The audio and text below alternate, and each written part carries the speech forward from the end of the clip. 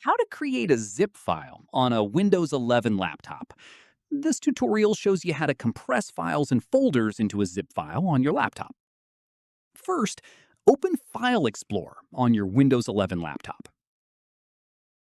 From there, navigate to the folder containing the files you want to zip. At this point, select all the files or folders you want to include by clicking and dragging or holding Control while clicking each one. From there, right-click on the selected files. After that, click on Compress to Zip File from the context menu.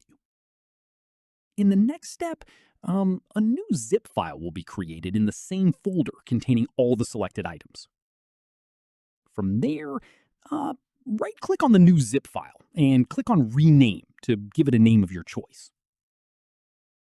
Once done, press Enter to confirm the new name.